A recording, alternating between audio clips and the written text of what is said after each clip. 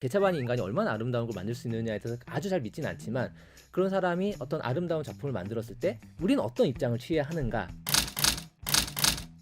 저희 오늘 나만 불편해에서는 작품과 창작자를 우리가 분리해서 볼 수 있는가, 작품의 위대함과 창작자의 비위를 구분해서 볼 수 있는가라고 하는 조금 오래된 주제에 대해서 이야기를 해보려고 합니다.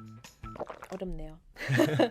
사실 이 문제에 관해서는 수많은 이야기들이 오고 갔는데 이렇게 오래되고 어떻게 보면 고루한 문제를 가지고 오신 거죠? 네. 그거는 이제 아무래도 네. 그게 오래됐지만 음. 안 끝났으니까 그 얘기를 하는 거겠죠.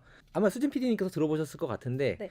지난 2월 말에 세자르 네. 영화제에서 로만 폴란스키 감독이 감독상을 수상을 했어요. 네. 12개 부문에서 노미네이트가 되고 2개의 상을 탔는데 사실 이제 노미네이트 됐을 때부터 수많은 반대 여론이 있었거든요. 그 이유는 로만 폴란스키 감독은 수십 년 전에 13세 여아에게 술을 먹이고 성폭행을 저질렀고 도피 중인 사람이에요. 유럽을 계속 도피 중인 사람이에요. 근데 이 사람이 어쨌든 또 세계적 거장이죠, 영화계에서. 이번에 찍었던 영화도 뭐 잘 만들었나 봐요. 그게 노미네이트가 됐겠죠. 네. 이러면서도 결국에는 그 오래된 주제가 다시 한번 나온 것 같아요. 폴란스키가 만든 그 수많은 소위 걸작들이라는 것이 있는데 우리가 거기에서 우리가 어떤 입장을 취해야 하는가. 개차반이 인간이 얼마나 아름다운 걸 만들 수 있느냐에 대해서 아주 잘 믿지는 않지만 그런 사람이 어떤 아름다운 작품을 만들었을 때 우리는 어떤 입장을 취해야 하는가. 이게 또 한국적인 맥락들도 많이 있잖아요. 네. 이것들까지 같이 얘기해보면 좋겠다고 생각을 했습니다. 네. 우선 저희 수진 PD님께서는 또 출판 쪽에 네. 계시니까는 또 그쪽에서도 하고 싶은 말씀이 많이 계실 것 맞아요. 같은데 어떤 사례들이 있을까요? 문학계에서도 참 이슈가 많았죠. 미투 운동이 예, 예. 문학계에서도 일어났었는데 그때 가장 크게 이슈가 됐던 게 고은 시인이 있었습니다. 또 다른 사건도 있었죠. 신경숙 작가의 표절 사건인데요. 네, 맞아요. 이 표절한 그 작품 위에 다른 작품들을 우리가 또 어떻게 바라봐야 될 것인가에 대한 문제도 있었고요. 그때 또 업계는 업계대로 네. 문학 비평가들이나 뭐 음. 이런 뭐 좌담회도 하고 긴급 진단 막 이런 거 막 했었던 걸로 맞아요. 저는 기억을 해요. 사람은 잘못했지만 어. 작품은 죄가 없다. 네. 뭐 이런 식으로 네네. 되고 있는 것 같아요. 말씀해 주신 게 이제 문학계 이야기라면은 이제 대중문화 쪽도 네. 많죠. 더 심각한 것 같아요, 그쪽은. 너무 심각해요. 네. 제일 전 좀 이해가 안 되는 거는 네. 배우 이병헌 씨에 대한 대중 반응과 이분을 활용하는 어떤 그 업계? 우선은 이병헌 씨 그 사태는 제가 그 로맨틱 성공적 있잖아요. 네네네. 저는 그거를 뭔가 개그 밈으로 쓰는 것도 너무 불쾌해요. 유행어가 됐죠. 네, 그렇게 하면 안 되죠. 그거는 음. 명백한 성희롱 발언인데 그거를 그렇게 밈으로 쓰면 안 되죠. 저는 우선 그거 되게 문제고 지난해 좀 충격을 받았던 게 청룡영화제에서 한국 영화 그 100년사에 대한 기념사를 네네. 이병헌 씨가 한 거예요. 저는 그때 사실 약간 전체 충격을 먹었어요. 진짜로. 왜냐하면 그래도 우리가 이건 안 하기로 한 거 아니었어라고 생각하는 게 있었거든요. 굳이? 이 사람을 뭔가 상업적으로 쓰겠다, 제작자가 쓰겠다, 감독이 쓰겠다고 하는 거를 자유시장 경제에서 제가 어떻게 막겠어요. 그런 이제 한국 영화를 기념하는 그 자리에서 이 사람이 이걸 한다고 했을 때 이 사람 했던 일이 없던 일이 되나? 이병헌을 연기로 깔 수는 없지라고 하는 그 어떤 그런 프레임이 프레임이 굉장히 강해졌어요.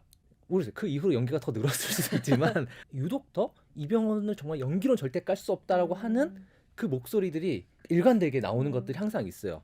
사실 이런 것들이 있을 때 문제를 제기하는 것들 입장이라는 것이 결국 저는 비평이고 피드백 역할을 해주는 게 비평 역할을 생각하는데 예전에 김기덕 감독 영화 중에 제일 흥행했던 작품이 이제 그 조재현 씨가 출연했었던 나쁜 남자라는 영화였어요. 너무 이제 여성 캐릭터를 착취적으로 그리는 것이 아니냐. 정말 나쁜 남자인데 저 사람에 대해서 뭔가 연민을 갖고 접근하는 게 맞느냐 뭐 이런 식의 비판들이 있었어요. 김기덕 감독의 이런 영화에 대해서 유려한 평론의 언어로 굉장히 옹호를 해주고 실제로 이 사람이 그런 현장에서 이런 폭력들을 가했을 때 어느 정도는 이제 좀 입장을 얘기해야 되지 않나? 근데 안 그러시더라고요. 저는 비평이라고 하는 게 그 이너서클이 썩어들어가지 않게 하는 역할을 하는 거라고 생각을 하거든요. 작품은 작품일 뿐이고 우리는 그 작품을 독해하는 데 집중해야지 여기 사람의 개인의 비위를 따지는 거는 비평가 역할이 아니다라고 말하긴 쉬울 것 같아요. 왜냐하면 비평이라는 건 보통 텍스트를 다루는 직업이니까. 우리가 처음에 이제 세자르상 이야기로 시작했지만은 우리가 뭔가에 대해서 상을 준다고 하는 거는 이 작품이 좋기 때문에만 줬다라고 말을 할 수는 없다고 생각을 해요. 맞아요. 여러한 문제들이 있음에도 불구하고 승인해 주겠다라고 하는 음. 거기 때문에 저는 그 상황이 되게 문제가 될 수 권위가 있다고 생긴 생각하거든요.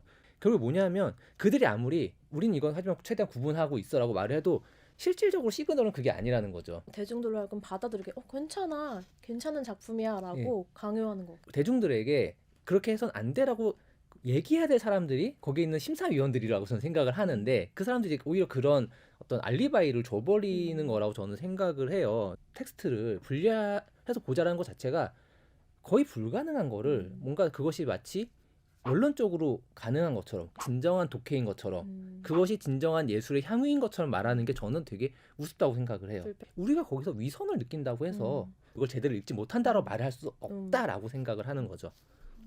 어떤 예술이든 그걸 만드는 창작자든 비평가든 그냥 또 독자든 어떤 입장에서든 그래도 최선의 윤리는 시민으로서의 윤리라고 생각을 해요.